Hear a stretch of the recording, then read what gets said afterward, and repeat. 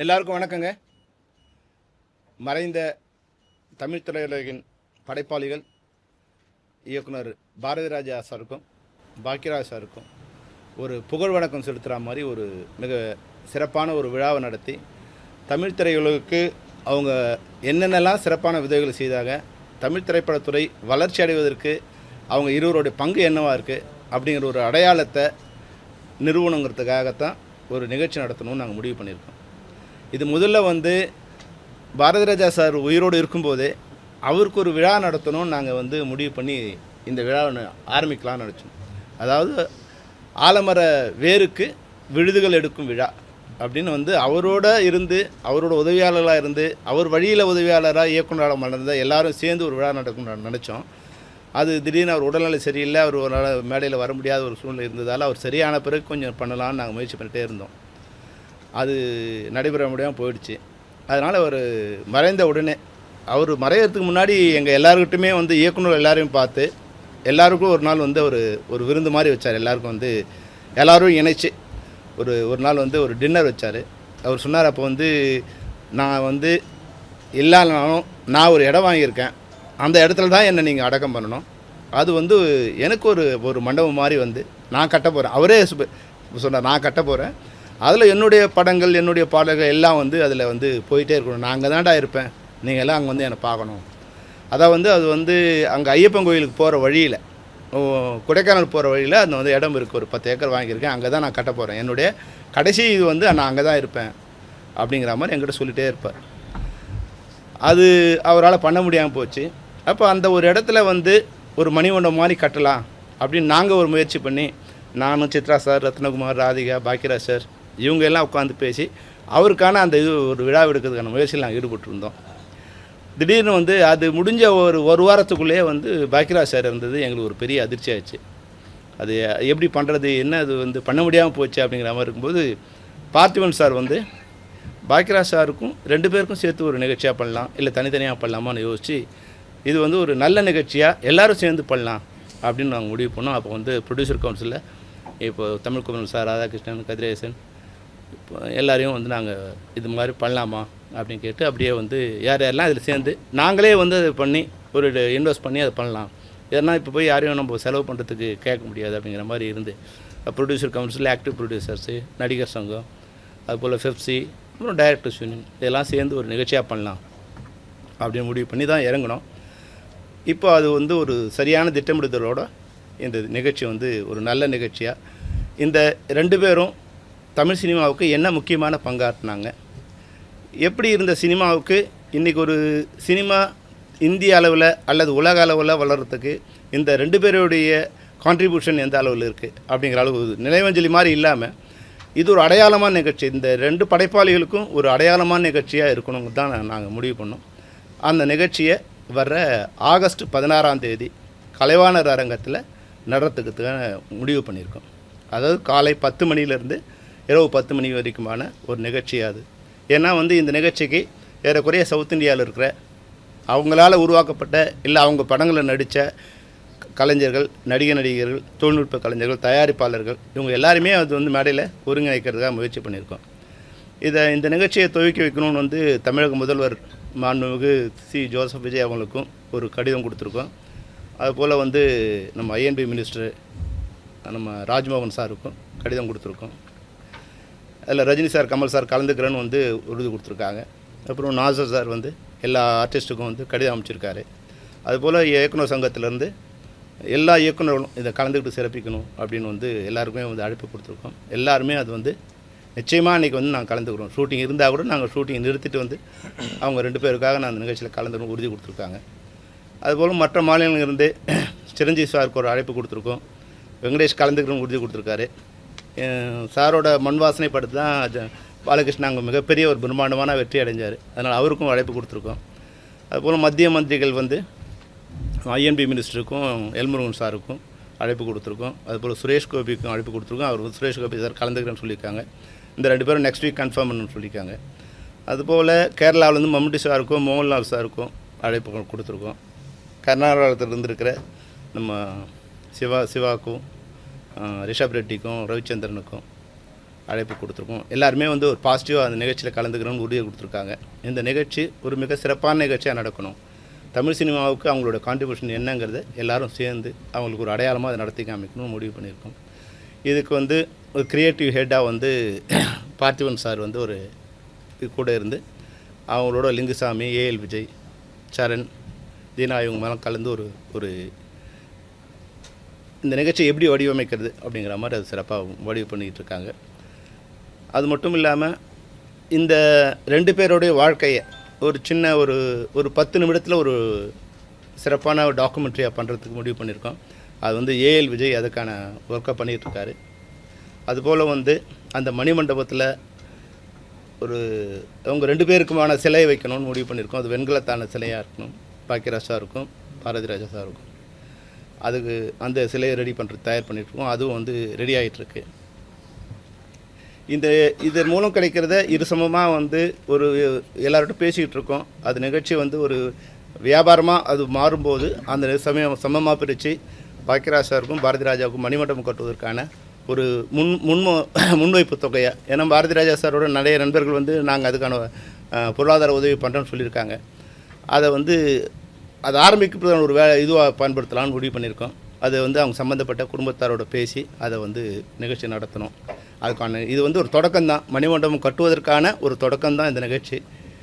இந்த நிகழ்ச்சியை எல்லோரும் அதை வந்து இந்த 5 அமைப்புகளும் வந்து கலந்து அதை ஒரு மிக பிரம்மாண்டமான நிகழ்ச்சியாக பண்ணுறதா இருக்கும்.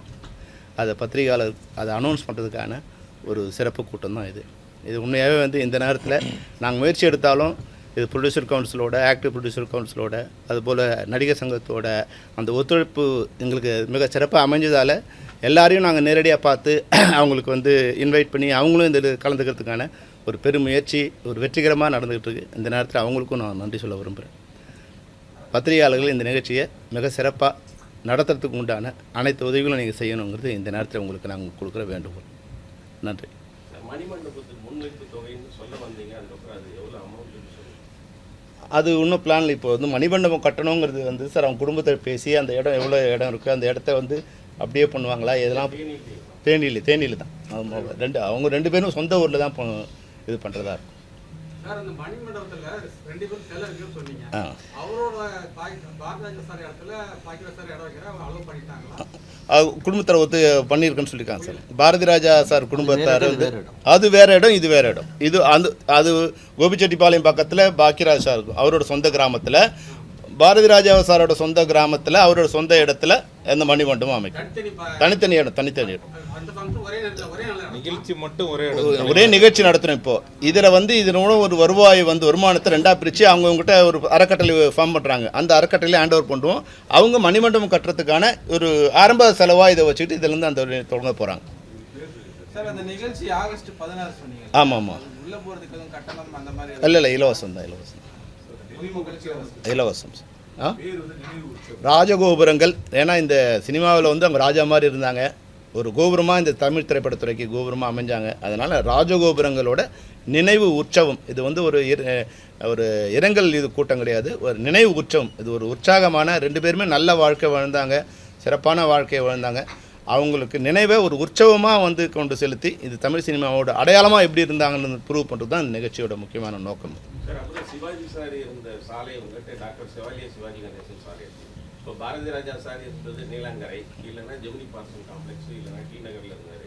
அந்த இடத்துக்கு வந்துட்டு அவரோட பேர் வைக்கிறதுக்கோ, லேக் ஏரியா 5வது குறுக்கு தெருவில் இருக்கிற பாக்கியராஜ் சாரோட பேர் வைக்கிறதுக்கோ, சாலைக்கு பேர் வைக்கிறதுக்கோ, விவேக் சார் அது மாதிரி ஏதாவது உங்கள் தரப்புலேருந்து போய் இந்த விழாவில் அதை வந்து நாங்கள் கேட்டு அவங்க அறிவிக்கிற மாதிரியான ஒரு இது கொண்டு வரணும்னு நினைக்கிறேன். இப்போ அதை நாங்கள் அனௌன்ஸ் பண்ண விரும்பலை. இந்த நிகழ்ச்சியில் நாங்கள் வந்து அவங்க கடிதமாக கொடுத்து தமிழக அரசு அப்போ அறிவித்தா நல்லாயிருக்கும்னு அதுக்கான முயற்சிகள் இருக்குது. நிச்சயமாக அது விழாவில் அது அறிவிக்கப்படும். அது அவங்க ஏன்னா பாக்கியராஜ் கொண்டு அங்கீகாரம் இன்னும் சரியாக கிடைக்கலன்னு நாங்கள் நினைக்கிறோம். ஏன்னா அவருக்கான விருதோ இல்லை எதுவுமே சரியாக அமையலைன்னு நாங்கள் நினைக்கிறோம். அது வேறு மாதிரியாக ஒரு விருதாக அந்த அடையாளம் வந்து அடுத்த நூற்றாண்டு வரைக்கும் நினைவு இருக்க மாதிரியா இருக்கணும்னு நாங்கள் நினைக்கிறோம். அது மாதிரி நிகழ்ச்சியாக தான் அதை நாங்கள் வடிவமைச்சோம். காலையில் 10 மணிலேருந்து நைட்டு 10 மணி வரைக்கும் அதில் என்ன மாதிரி ஃபங்க்ஷன்லாம் நடக்கும் அந்த 12 மணி நேரம்? சார், ஏறக்குறைய வந்து ஒரு 200 பேர் வந்து செலிப்ரிட்டிஸ் இருக்காங்க சார். இப்போ அவங்க எல்லாரையும் ஒரே நேரத்தில் உட்கார வச்சு அவ்வளோ நேரம் எல்லோரும் பண்ணும்போது அது வந்து கொஞ்சம் கஷ்டமாக இருக்கும். அப்போ அது வந்து அவங்கவுங்க நேரத்துக்கு தகுந்த மாதிரி பிரித்து எல்லோரும் வந்து ஒரு 1 ஹவர் கலந்துக்கிற மாதிரியான நிகழ்ச்சியாக இருக்கும். அதில் வந்து ஒரு அவங்களுடைய 20 திரைப்பட பாடல்களை வந்து எடுத்து அவங்க 2 பேர் படத்துலேருந்து அது 1 ஹவருக்கு வந்து ஒரு 5 நிமிஷம் 10 நிமிஷம் வரைக்கும் அந்த நிகழ்ச்சி அந்த திரை இசையோ இல்லை அதுக்குண்டான காட்சியோ இருந்துட்டு அதுக்கப்புறம் வந்து வர்றவங்களுக்கு அவங்கள வச்சுட்டு ஒரு இப்போ மாஸ்டர் கிளாஸ் மாதிரி ஒரு முதல் மரியாதை படம்னா அதில் சம்மந்தப்பட்டவங்க எல்லாரும் டைரக்டர் அது ஒரு 10 டைரக்டர் உட்காந்து அதை பற்றியான ஒரு விவாதம் இல்லை அதை பற்றியான நினைவுகள் அப்படிங்கிற மாதிரி வந்து ஒரு நார்மலான இதுவாக இல்லாமல் ஒரு 10 மணி நேரம் தொடர்ந்து வந்து வேறு நிகழ்ச்சியை அதை வடிவமைச்சிட்ருக்கார் பார்த்திபன். அது வந்து அவர் இன்வைட் பண்ணிட்டோம், அவர் கடிதம் கொடுத்துருக்கோம். அது ஒன்றும் பாசிட்டிவாக இருக்குது. அது இந்த பட்ஜெட் செஷன் இருக்கிறதால எப்படிங்கிறத அவங்க சொல்கிறேன்னு சொல்லியிருக்காங்க, அதுக்கு பார்த்துட்டு சொல்கிறேன்னு சொல்லியிருக்காங்க.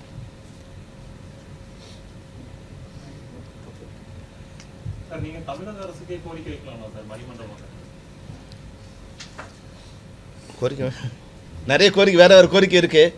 அதனால் இது வந்து பாரதி ராஜா சார் வந்து அவரோட இடத்துல ஏன்னா மணிமண்டபங்கிறது இங்கே எங்கேயே அவங்க அரசாங்க நிறுவனமாக இருக்கும்.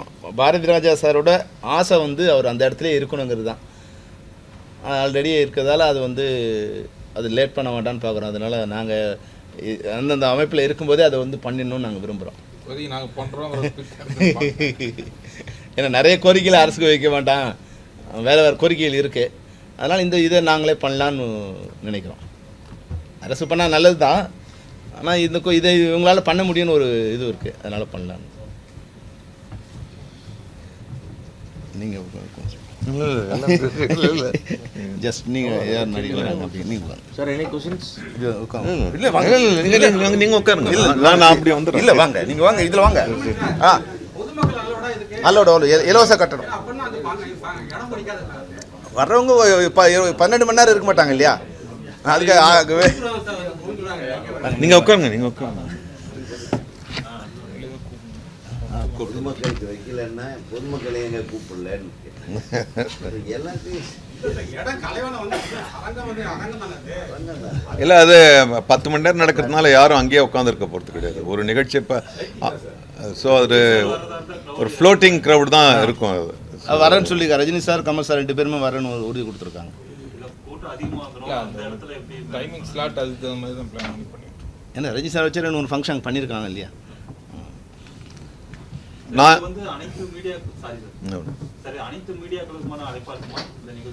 அதெல்லாம் இப்போ தான் இது பண்ணுறோம் சார். அது வந்து எப்படி வந்து அந்த நிகழ்ச்சியை வடிவமைக்கிறது, அது வியாபாரமாக பண்ணுறோமா இல்லை வந்து அரசு நிகழ்ச்சியாக பண்ணுறோமா இல்லை அப்படின்னு இன்னும் நான் முடிவு பண்ணல. போடலாம் இல்லை சார், போடலாம். உறுதி கொடுத்துருக்காங்க. கமல் யூஎஸ்லேருந்து வரணும் வந்துடுன்னு சொல்லியிருக்கேன். அவர் என்ன 9ஆம் தேதி வச்சுருக்கேன். ஆக்சுவலாக 9ஆம் தேதி வைக்கிறா இருந்தது. கமல் சார் 12ஆம் தேதி மேலே வரங்கிறதால அவரோட ஒப்புதல் கேட்டுட்டு தான் 16ஆம் தேதி மாற்றிருக்கோம். அதனால் வரேன்னு உறுதி கொடுத்துருக்காங்க. கன்ஃபார்ம் பண்ணிக்கலாம்.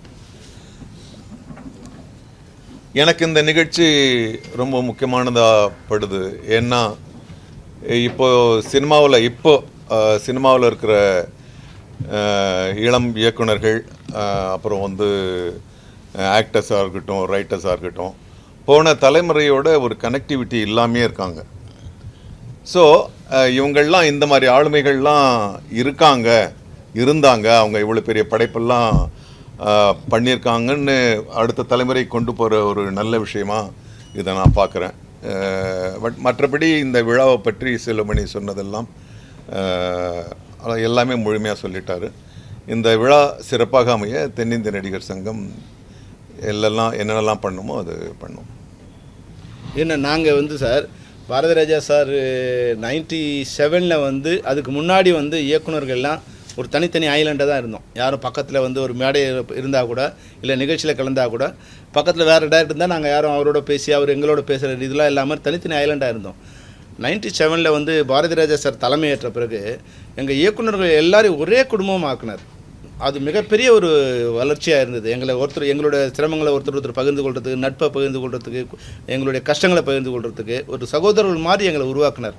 இப்போ நாசர் சார் சொல்கிறது அது அன்னைக்கு அவர் எங்களை இணைச்சிக்கிறது அவர் வந்து ஒரு கருவியாக இருந்த மாதிரி இன்றைக்கி கூட வந்து இன்றைக்கி இருக்கிற இந்த சின்ன இளம் தலைமுறையினரோ இவங்களோட சேர்க்கறதுக்கு இப்போ பாரதி ராஜா சார் ஒரு கருவியாக இருக்க மாதிரி தான் நாங்கள் நினைக்கிறோம். அது மாதிரியாகவும் இந்த நிகழ்ச்சியை நாங்கள் பயன்படுத்தலாம். இருவர் குறித்தும் மலர் வெளியின்ற 2 பேர் பத்தியான புக் ரிலீஸ் அது இந்த புக்கு வந்து ஏற்கனவே வந்து பாக்கியராஜ் சார் எழுதின ஒரு புத்தகத்தை அவர் அதில் வெளியிட போகிறோம். அதை வந்து திரு வைரமுத்து அவர்கள் பெற்றுக்கொள்கிறார். அதுபோல் வந்து பாரதி ராஜா சாரை பற்றிய புக்கது வந்து அஜய் பாலா எழுதியிருக்காங்க. அந்த புத்தகத்தையும் அதை வெளியிடுறதா இருக்கும். இருவருக்கான புகைப்பட கண்காட்சி இருக்குது 2 லவுஞ்சில். இப்போ பாரதி ராஜா சாருக்கான புகைப்பட கண்காட்சி, அதுபோல் பாக்கியராஜ் சாரோட புகைப்பட கண்காட்சி, அவங்களோட புகைப்படம்லாம் வந்து கலெக்ட் பண்ணிகிட்ருக்கோம். சார் அது வந்து ஃபேஸ் இருக்குங்க சார். அது ஃபேஸ்லேருந்து பஸ்ட்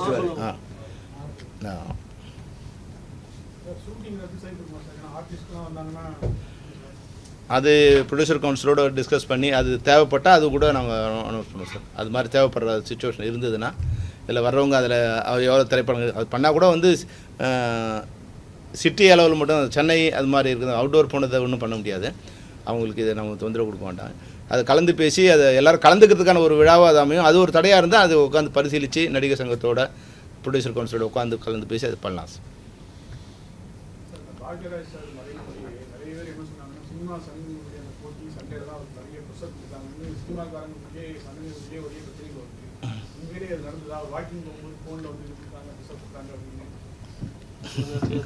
அதை கடந்து வந்தாச்சு.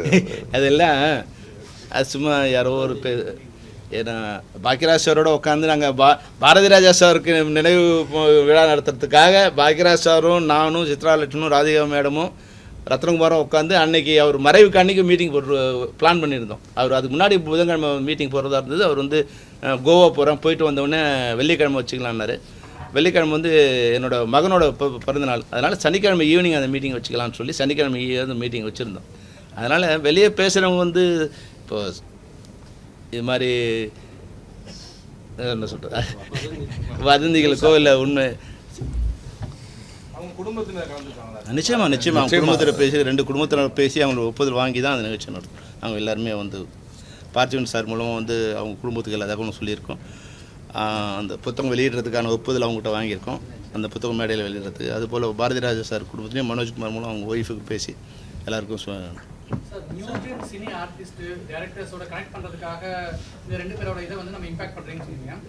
அப்கமிங் ஃபிலிம் ஸ்டடி ஸ்டூடெண்ட்ஸ்க்கு இவங்களோட இம்பாக்ட் பண்ற மாதிரியான ஒர்க் ஷாப் அந்த மாதிரி ஏதாச்சும் ஐடியா வச்சுக்கீங்க? அது அன்னைக்கு நிறைய நம்ம மாஸ்டர் கிளாஸ் அதுதான் வந்து அந்த வேற ஒரு நிகழ்ச்சி சொன்னோம் இல்லைங்களா, அவங்க அது மாஸ்டர் கிளாஸ் மாதிரி அதை கன்வெர்ட் பண்ண ட்ரை பண்ணுறோம். அப்போ வந்து இங்கே காலேஜஸில் இருக்கிற ஃபிலிம் ஸ்டூடெண்ட்ஸ் மட்டும் அந்த நேரத்தில் அலோவ் பண்ணுறதுக்கான ஒரு வடிவம் பண்ணிகிட்ருக்கோம். அது எல்லாம் நிகழ்ச்சியினர் வடிவமைச்ச பிறகு அதை நான் உங்களுக்கு சொல்கிறோம். அது ஒரு 1 hour வந்து சென்னையில் இருக்கிற முக்கியமான கல்லூரிகளில் இருக்கிற விஸ்காம் ஸ்டூடெண்ட்ஸை வச்சுட்டு அதை வந்து இன்ட்ராக்ட் பண்ணுற மாதிரி ஒரு நிகழ்ச்சி வடிவமைச்சிருக்கோம். அது சரியாக வந்தவொடனே உங்களுக்கு சொல்கிறேன். அமிதாப் பச்சன் அழைக்கிற ஐடியா தான் இருக்கு. ஏன்னா 2 பேருக்கு தொடர்புடைய ஒரே ஒரு பெரிய பாலிவுட் நடிகர் அவர். ஏன்னா அவர் தான் அவங்களோட என்னென்னா ஒரு 6 மாத டைரி வந்து அவங்களுக்கு வந்து இப்போ அட்வான்ஸாக இருக்குது. நம்ம ஒரு நிகழ்ச்சி அவங்களை கூப்பிடணும்னா குறைஞ்சபட்சம் 3 மாதத்துக்கு முன்னாடி அவங்களோட ஒப்புதலை பெறணும். அவங்க அது மாதிரி ஒரு பிளான்டாக இருக்காங்க. குஷ்பு வந்து அவங்க வந்து நம்ம ஜாக்கி ஷராஃபையும் போனி கபூரும் கன்ஃபார்ம் பண்ணியிருக்காங்க. அவங்க வர்றதா உறுதி அளிச்சிருக்காங்க.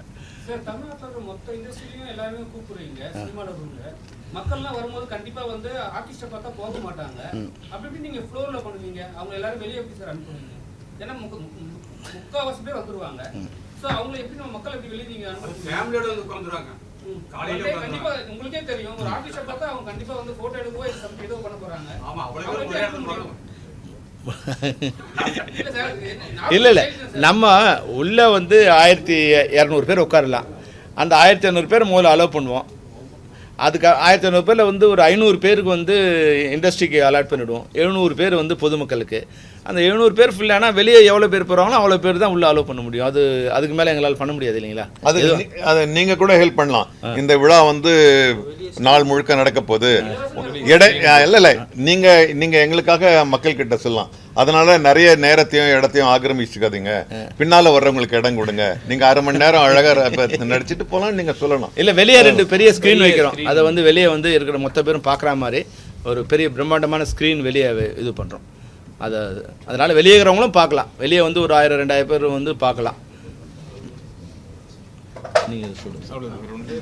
இதுக்கு வந்து தயாரிப்பாளர் சங்கம் முழு ஒத்துழைப்பு கொடுக்கும். ஏன்னா தயாரிப்பாளர் சங்கம் ஆரம்பித்தப்ப 2வது தலைவர் திரு பாரதிராஜ் சார் அவர் தான். அதே மாதிரி நம்ம பாக்யராஜ் சார் வந்து தயாரிப்பாளராக இருந்திருக்காரு. கண்டிப்பாக இதற்கு முழு ஒத்துழைப்பு கொடுக்கும் தயாரிப்பாளர் சார். எல்லாம் சேர்ந்து தான் பண்ணுறோம். எழுத்தாளர் சங்கத்துல இருந்து சேரன் சார் வரலையா? ஏன்னா அவங்க 2 பேருமே மிகப்பெரிய script writers.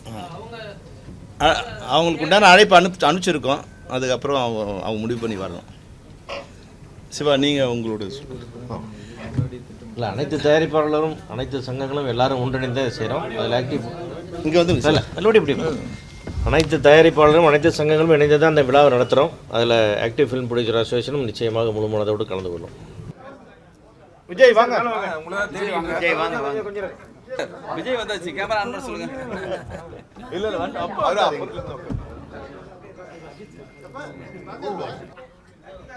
Thank you. Okay. Thank you.